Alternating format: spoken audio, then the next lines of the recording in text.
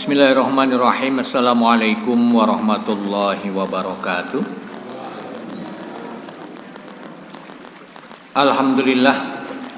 Alhamdulillahi rabbil alamin. Wa bihi nasta'inu ala umuri dunya waddin.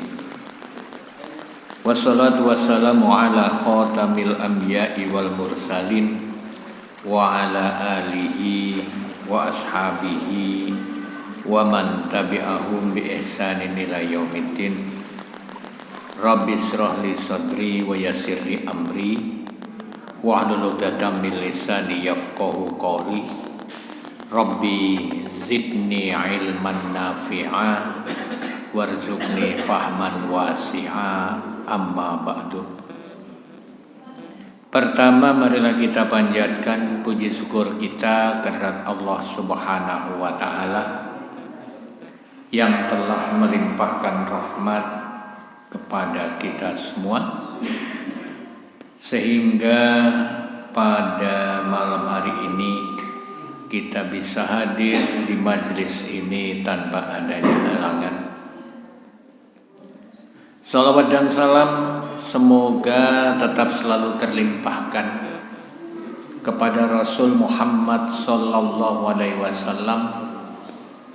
Beliau sebagai suri tauladan kita, beliau yang telah diutus oleh Allah Subhanahu wa taala ke muka bumi ini untuk menyempurnakan akhlak manusia. Karena diriwayatkan di sana bahwasanya ketika itu Nabi Musa, yang orang dulu kalau membuat api unggun itu menggunakan pemantik koreknya, itu bukan seperti korek sekarang, yaitu batu yang digesek dengan batu yang lainnya. Tapi Nabi Musa ketika itu ternyata pemantiknya tadi tidak nyala. Setelah berusaha membuat api unggun gak nyala, tapi kemudian Nabi Musa melihat ada api di bukit, sehingga mengatakan kepada keluarganya, tinggallah kamu di sini, saya akan ke sana. Siapa tahu saya akan mendapatkan kobas. Kobasun itu bisa disebut obor, api kecil. Bikobasin. Mudah-mudahan saya bisa mendapatkan obor dari sana dan bisa membuat api unggun di sini. Atau paling tidak, saya akan menemukan seseorang di api itu, yang kemudian orang tadi bisa menunjukkan jalan kepadaku, perjalanan yang harus aku tempuh. Nah, jadi di situ kata-kata firman Allah di situ, au ajidu ala nari huda, mudah-mudahan aku mendapatkan petunjuk, artinya petunjuk arah. Siapa atau apa orang yang bisa menunjukkan arah untukku dari api itu. Falamma ataha nudiya ya Musa. Tatkala Nabi Musa itu sampai di api tadi, maka ada yang memanggil, wahai Musa, inni ana rabbuka fahlaqna laika innaka bil wadil muqaddasi tuwa. Wahai Musa, sesungguhnya aku adalah Tuhanmu. Inni ana rabbuka fahlaqna laika, maka lepaskanlah kedua sandalmu, lepaskanlah kedua terompahmu. Innaka bil wadil muqaddasi tuwa, karena kamu sedang berada di tanah yang suci, bil ardil muqaddas, tuwa, yaitu yang bernama Tuwa. Masalah nama Tuwa ini ada berselisih pendapat antara para ulama. Ada yang mengatakan Tuwa di situ artinya adalah perintah untuk melepaskan sendalnya agar supaya sendalnya itu agar supaya kakinya itu nempel langsung ke tanah. Namun ada yang mengatakan Tuwa itu adalah nama sebuah lembah. Dan pendapat yang kedua inilah yang lebih kuat daripada pendapat yang pertama. Jadi Tuwa itu adalah nama lembah karena dinyatakan dalam hadis yang lainnya, ya, dalam ayat yang lainnya, di sana menyatakan tentang hal tersebut. Tuwa qala Ali ibnu Abi Thalhah an Ibni Abbas huwa ismul wadi. Nah, ini menurut riwayat dari Ali ibnu Abi Thalhah dinyatakan Tuwa itu adalah nama sebuah lembah. Wa kadza qala ghairu wahid, dan banyak rawi-rawi yang lain yang juga mengatakan hal seperti itu. Wakila li'annahu qaddasa marrataini, ada yang mengatakan di situ adalah disebut Tuwa karena ini adalah disucikan 2 kali. Wa tawalahu albirkah wa karrarat wal awal asoh. Yang pertama tadi yaitu yang menyebut yang memaknai Tuwa itulah nama tempat, itu yang lebih sesuai dengan surat An-Nazi'at ayat yang ke-16. Id nadahu rabbuhu bil wadil muqaddasi Tuwa. Dan ingatlah, nadahu, id nadahu, ketika dia dipanggil, ya, nadahu rabbahu bil wadil muqaddas, di lembah yang suci Tuwa, yaitu lembah Tuwa. Jadi ini yang lebih pas arti daripada Tuwa itu tadi.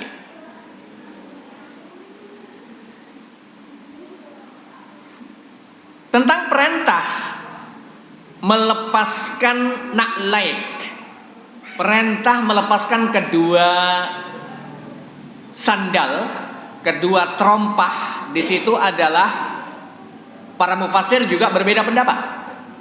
Ada yang menyatakan kenapa disuruh memerintahkan, kenapa disuruh untuk melepaskan terompahnya, dikarenakan terompahnya atau sandalnya itu terbuat dari jildi al-himar ghairul muzaki, yaitu terbuat dari kulitnya keledai yang tidak disembelih.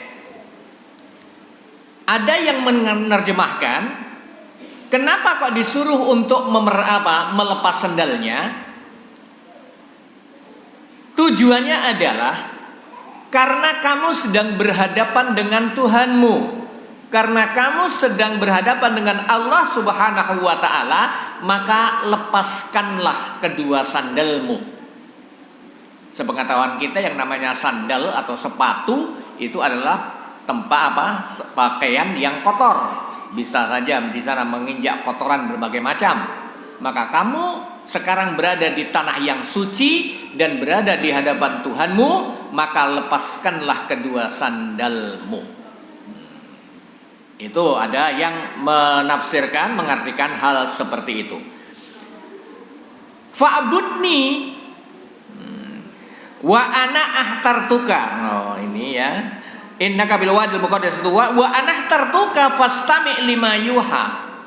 Dan aku telah memilihmu wahai Musa, wastami', dan dengarkanlah lima yuha, apa yang akan diwahyukan kepada kamu. Innani anallahu la ilaha illa ana. Ketahuilah, sesungguhnya aku adalah Tuhanmu. Innani anallah, sesungguhnya aku adalah Allah. La ilaha illa ana, tidak ada Tuhan yang berhak disembah dengan hak kecuali saya. fa'budni, maka beribadahlah kepadaku, wa aqimis sholata lidzikri, dan dirikanlah sholat untuk mengingatku. Nah, di sini oleh Allah Subhanahu wa taala diperintahkan fa'budni. Jadi Allah memberitahu kepada Musa, saya ini adalah Tuhanmu, saya adalah Allah yang merupakan Tuhanmu, maka beribadahlah kepadaku, jangan beribadah kepada yang lainnya, jangan menghambakan dirimu kepada yang lainnya. Hambakanlah, kamu hanya menghamba kepadaku saja, fa'budni. Wa aqimis sholat lidzikri, dan dirikanlah sholat untuk mengingatku. Kalimat untuk mengingatku, lidzikri, itu ada dua pemaknaan. Yang pertama adalah untuk mengingatku, yang kedua adalah ketika mengingatku.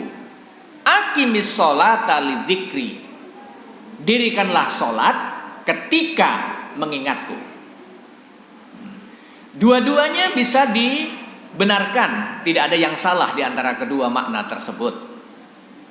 Karena dalam hadis dalam hadis Rasul banyak di sana dinyatakan, di antaranya adalah idza raqada ahadukum anis sholati au ghafila anha falyusalliha idza dzakaraha. Begitu Rasulullah menyatakan dalam sebuah hadis, diriwayatkan dari Anas an Rasulillah sallallahu alaihi wasallam qol idza raqada ahadukum anis shalah au ghafala anha, jikalau seseorang di antara kalian ketiduran atau lupa sehingga meninggalkan sholat.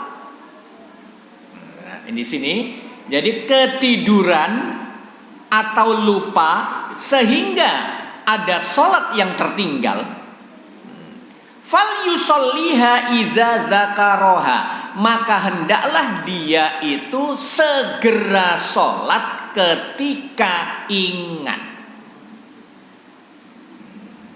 Jadi ketika sholat, ketika ingat, fa innallaha ta'ala qol, karena Allah Subhanahu wa taala berfirman, wa aqimis sholata lidzikri, dan dirikanlah sholat ketika kamu ingat kepadaku. Jadi di situ bagi orang yang tidur kemudian lewat sholatnya, begitu bangun maka harus segera sholat, mengerjakan sholat yang ketinggalan. Misalnya habis zuhur tidur, bangun-bangun sudah masuk maghrib. Mungkin enggak? Mungkin saja karena kecapeannya. Ya, karena terlalu capeknya, bisa saja. Atau sebelum zuhur tidur, habis pulang kerja nyangkul di sawah, capek banget. Belum nunggu zuhur kok belum, nggak adzan. Alah, geletaan. 12 bangun-bangun asar. Saya yakin ada yang seperti itu. Banyak saya kira. Lalu apa yang harus dikerjakan? Sesuai dengan hadis Rasul ini tadi. Ya sudah, ketika ingat langsung sholat. Nggak ada dosa baginya. Tidak ada dosa baginya. Kenapa? Karena Rasulullah dalam hadis yang lainnya menyatakan, rufi'al qalamu an salasin, pulpennya malaikat itu diangkat, tidak dicatat, untuk 3. Yang pertama adalah as-sobiyu hatta yahtalima, yaitu anak kecil sampai dia itu balik. Yang kedua adalah an-naimu hatta yastaiqidho, orang yang tidur sampai dia itu bangun. Nah ini, jadi tidur nggak ada dosa. Ya, orang tidur lu nggak ada dosa sudah. Apa saja, walaupun dia meninggalkan sholat nggak ada dosa, nggak ada salahnya. Tentunya tidurnya sebelum masuk waktu sholat. Kalau sudah masuk waktu sholat zuhur, nggak segera sholat terus tidur, nah ini bukan yang nggak diangkat pulpennya ini. Ini mbalelo itu namanya. Wes masuk waktunya sholat nggak segera sholat tambah tidur. Jadi yang rufi al-qalam itu adalah orang yang ketiduran dalam sholatnya sebelum masuk waktunya dan terbangun waktunya sudah habis. Itu yang nggak ada dosa, nggak ada salah baginya. Dan nggak ada kafarat yang lainnya, nggak ada hukuman yang lainnya, nggak ada. Sesuai dengan hadis Rasul yang lainnya, man nama anis sholatin au nasiyaha fa kafaratuha ayyusalliha idza dzakaraha la kafarata laha illa dzalika. Barang siapa yang tidur sehingga meninggalkan sholat atau lupa mengerjakan sholat karena sibuknya, ya, karena sibuknya asik bekerja, asik mengerjakan sesuatu, lupa sholatnya, ayyusalliyaha idza dzakaraha, hendaklah dia mengerjakan sholat begitu dia ingat. La kafarata laha illa dzalika, enggak ada denda, enggak ada hukuman baginya kecuali hanya itu. Artinya enggak ada dosa. Ya, namanya an-nasi, orang lupa. Enggak ada salahnya, enggak ada dosanya orang namanya lupa. Al-insanu mahalul khata' wan nisyan. Manusia itu tempatnya salah dan lupa. Jadi lupa itu dimaklumi, tapi jangan ngelupa. Nah, beda lagi. Lupa dan ngelupa ini beda. Kalau lupa ya asli nggak ingat apa-apa. Kalau ngelupa itu kan pura-pura lupa. Nah, ini lain masalah ini. Ada orang yang pura-pura lupa. Nah, ini jamaah yang dimuliakan Allah. Wa qauluhu, selanjutnya adalah innani anallahu ana fa'budni wa aqimis sholata li dzikri innas sa'ata atiyatun. Ketahuilah sesungguhnya hari kiamat itu pasti datangnya. Akadu ukhfiha, hampir-hampir aku sembunyikan kiamat itu bahkan dari diriku sendiri. Begitu Allah berfirman. Hampir-hampir. Akadu ukhfiha. Nah, artinya apa? Artinya Allah itu amat sangat merahasiakan kapan kiamat itu datangnya. Kalau kepada dirinya sendiri kan gak mungkin Allah itu karena Allah itu alamul ghuyub. Allah itu maha mengetahui hal-hal yang gaib, baik itu yang gaib bersifat keberadaannya atau memang belum terjadi. Termasuk kiamat itu adalah barang yang gaib karena belum terjadi. Allah maha mengetahui, gak ada sesuatu yang bisa disembunyikan dari Allah Subhanahu wa taala. Maka di sini dinyatakan akadu ukhfiha. Untuk apa disembunyikan oleh Allah Subhanahu wa taala, dan untuk apa kiamat itu betul-betul akan diadakan oleh Allah Subhanahu wa taala? Litujza kullu nafsin bima tas'a. Agar supaya kelak aku berikan balasan kepada setiap orang dengan apa-apa yang telah mereka usahakan. Faman ya'mal mithqala dzarratin khairan yarah wa man ya'mal mithqala dzarratin syarran yarah. Barang siapa yang berbuat kebaikan sebesar zarrah pun, zarrah itu kalau di dalam Quran terjemah sering sekali diartikan sebagai biji sawi. Padahal biji sawi masih kelihatan besar. Yang lebih kecil ya atom. Yang lebih kecil dari atom ya masih ada. Tapi walaupun yang sekecil itu, sekecil atom sekalipun, setiap orang akan mengetahui apa yang telah dia perbuat. Kebaikannya akan dilihat, kejelekannya juga akan dilihat. Khairan yarah, kebaikan akan dilihat. Syarran yarah, kejelekan pun juga dia akan melihatnya. Maka ini adanya kiamat, tujuannya Allah Subhanahu wa ta'ala adalah memberikan imbalan ketika itu. Kenapa juga Allah Subhanahu wa ta'ala merahasiakan datangnya kiamat itu? Agar supaya kita ini bersiap-siap semuanya. Bersiap-siap sedini mungkin, karena kita nggak tahu kapan datangnya kiamat itu. Masih lama atau sudah dekat.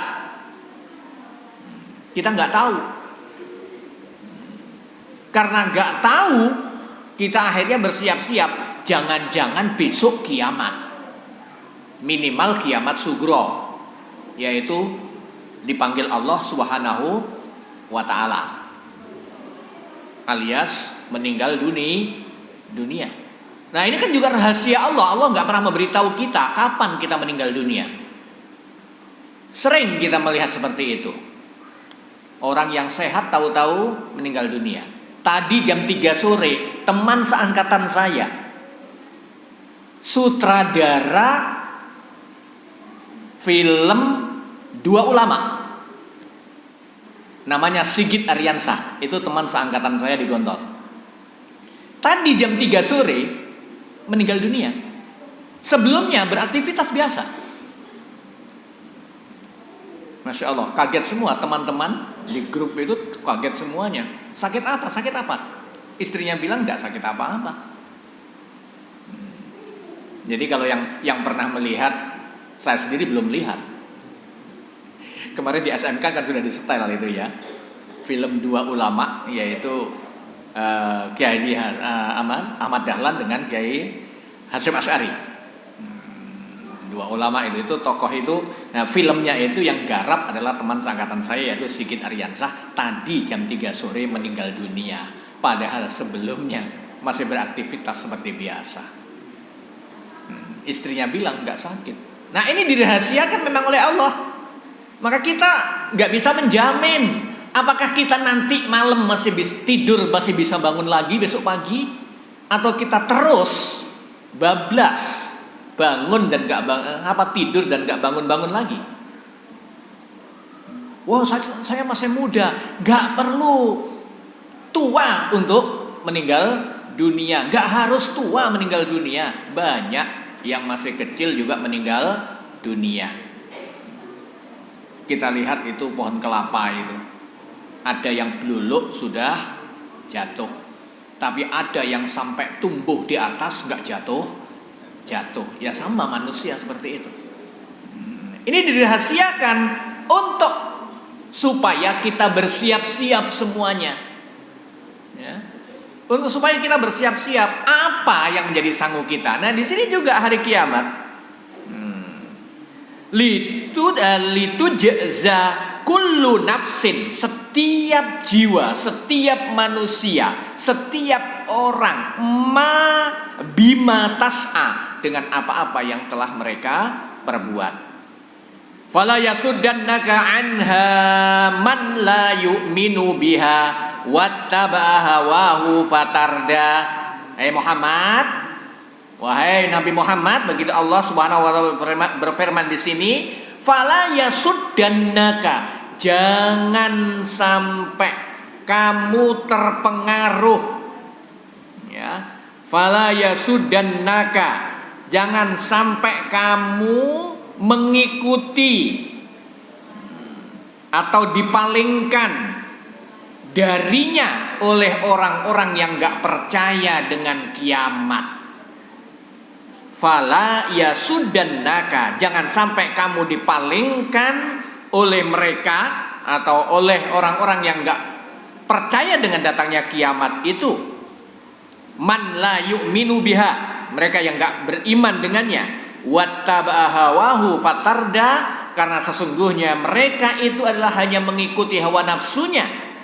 Fatarda, kalau kamu mengikuti, niscaya kamu akan binasa.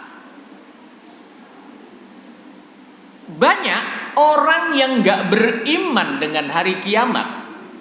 Ada sih yang mengatakan beriman, tapi dia gak pernah bersiap-siap untuk menghadapi itu.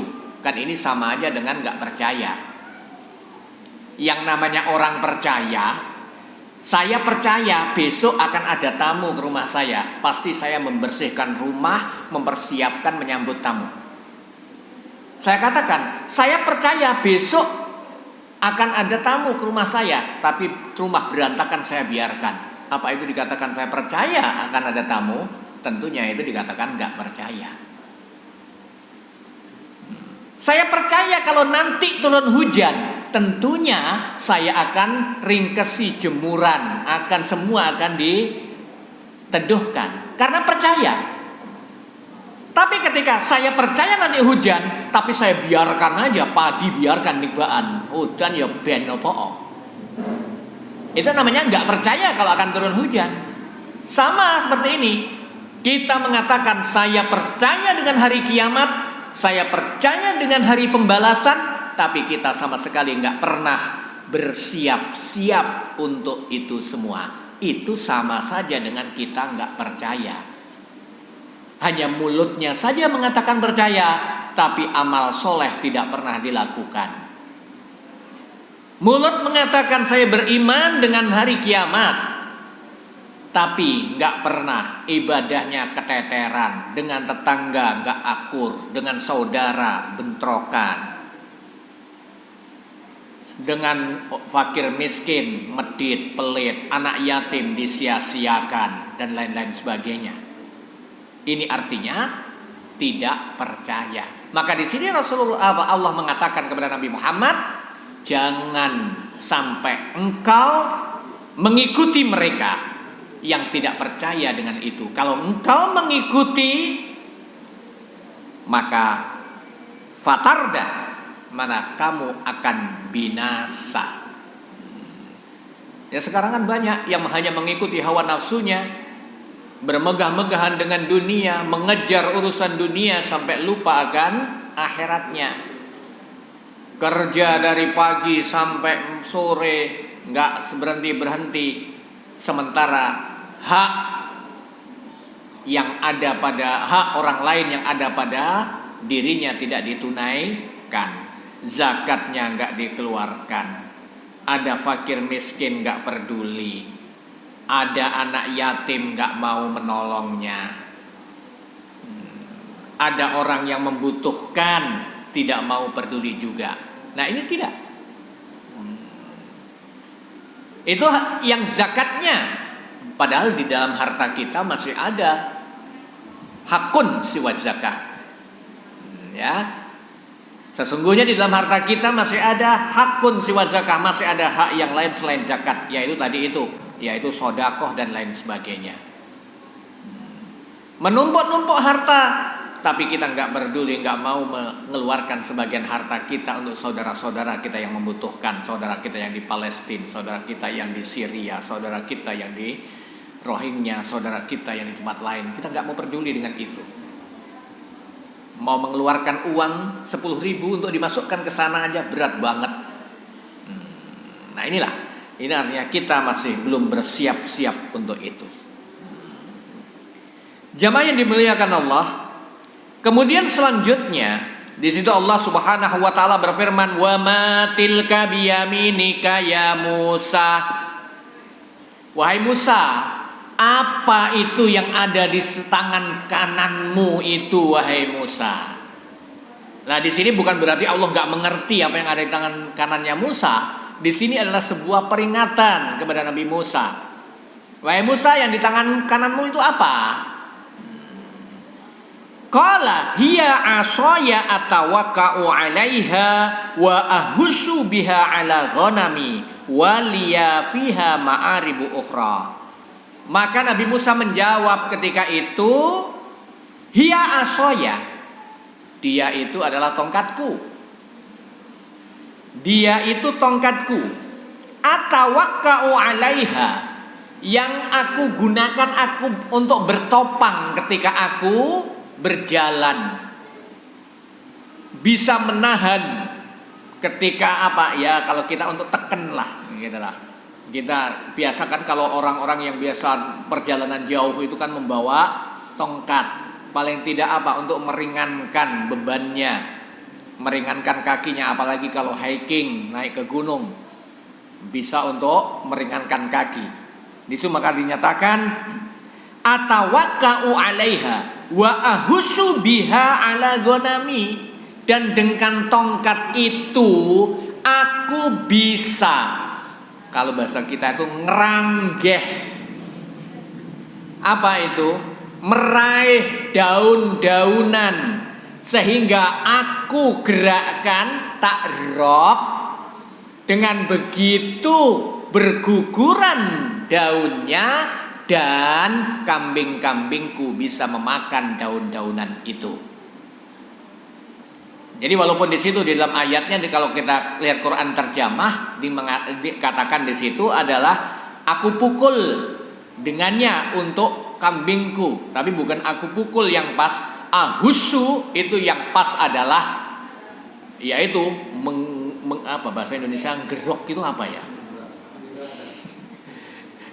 Apa bahasa Indonesia gerok? Ya itulah, kita sudah paham sendiri.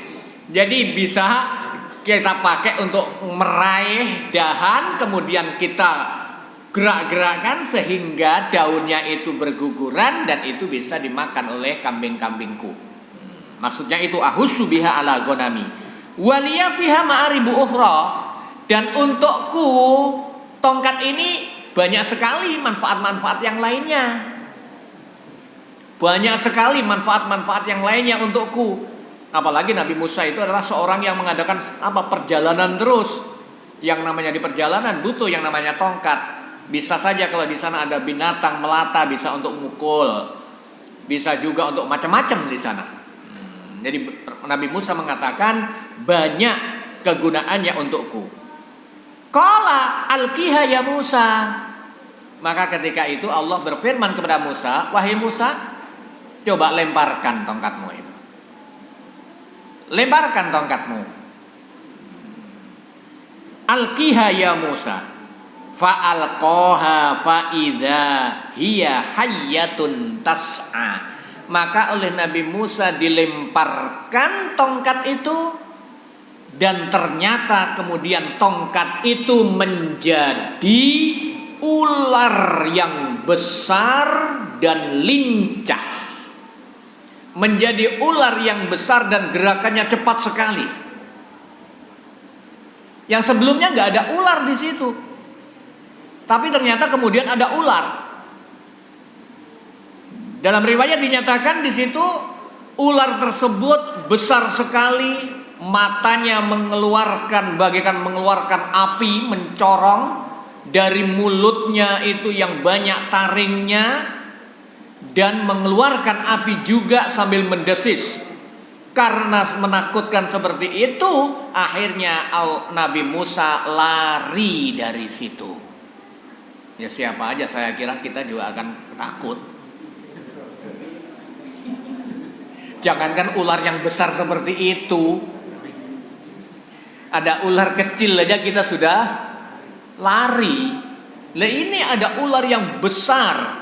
Bahkan ular itu saking besarnya, ketika ada batu yang sebesar unta yang besar, sama ular itu dimakan dan masuk ke dalam perutnya. Sehingga Nabi Musa itu mendengar suara gemerotoknya batu yang dimakan oleh ular itu. Kita bayangkan seberapa itu ularnya. Nah, unta yang sebesar itu dilahap oleh ular itu. Lalu bagaimana dengan kita? Dan juga Nabi Musa melihat di situ taring daripada ular itu menggigit pohon yang besar dan pohon itu dicabut, dilahap juga pohon itu.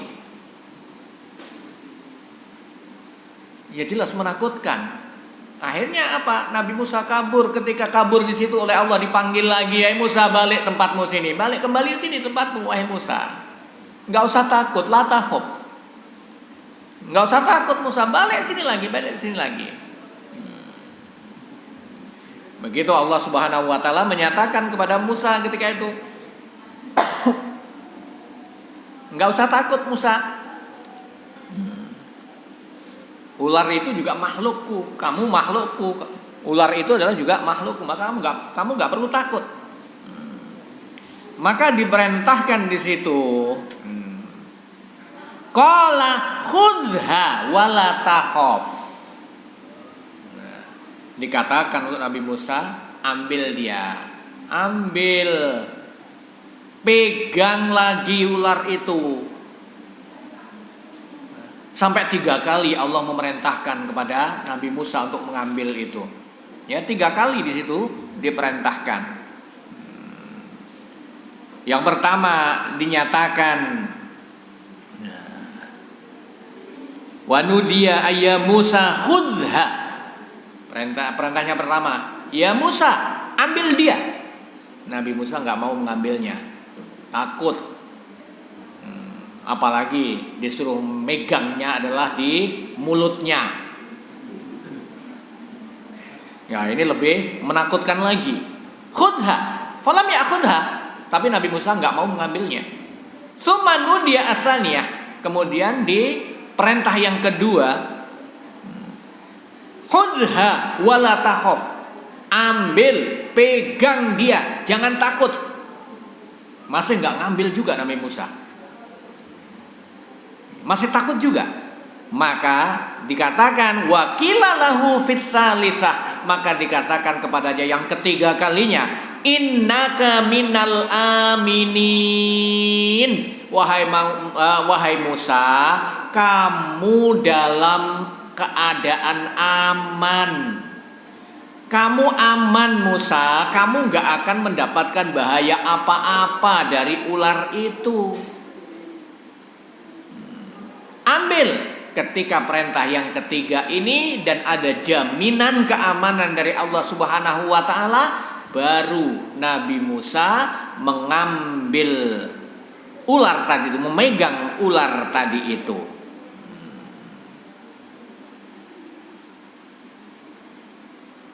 Wala takhaf sanu'iduha siratahal ula.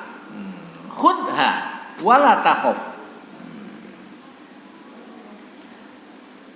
Dan jangan kamu takut, sanu'iduha siratahal ula, maka akan aku kembalikan ular itu pada wujud yang pertama, pada wujud aslinya, yaitu akan dijadikan menjadi tongkat kembali.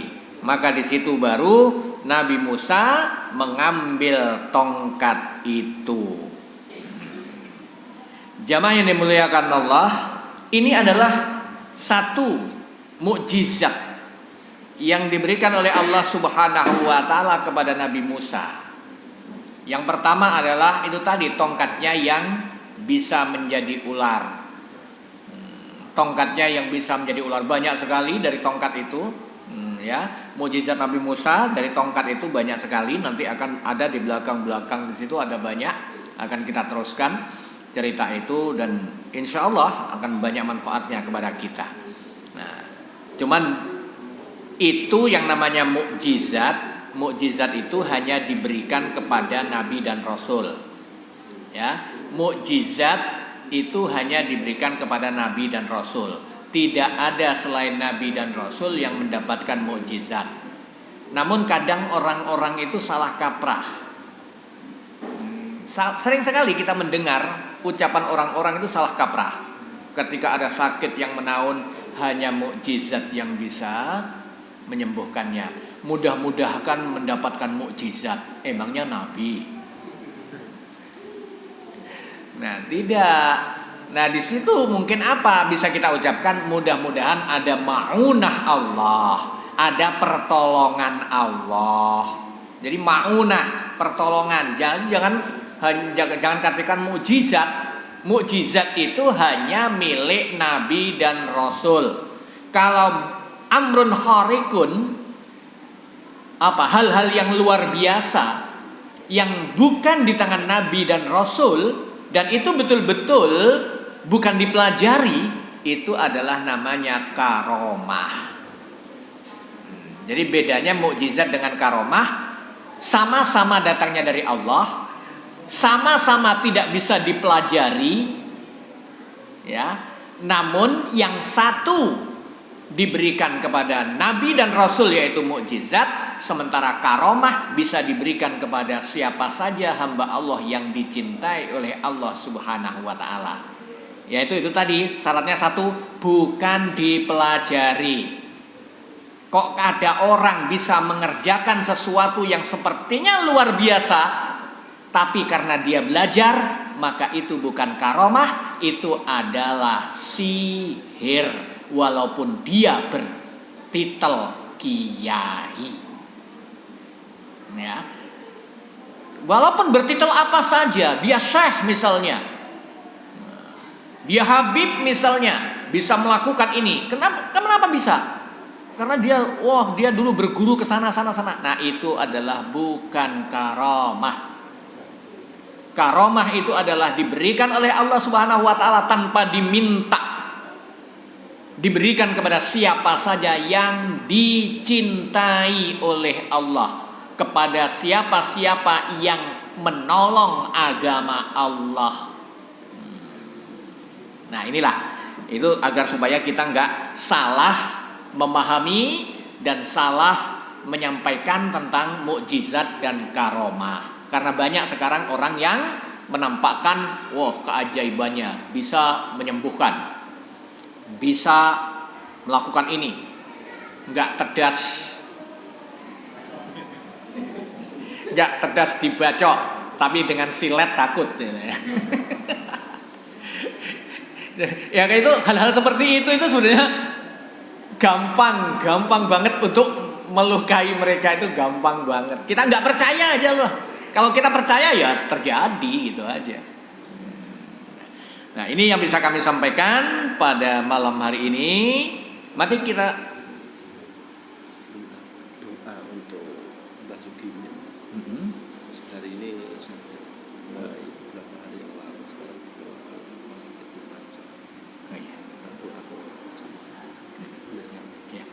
ya, kita doakan saudara kita, keluarga kita, Bapak Sugimin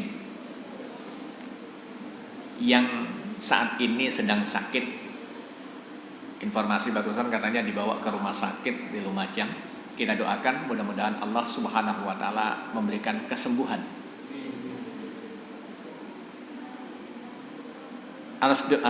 Dengan niatan ini, ala hadiniyah wa jaminiyah as-solihah. Al-Fatihah. A'udzubillahi minasyaitonir rajim. Bismillahirrahmanirrahim.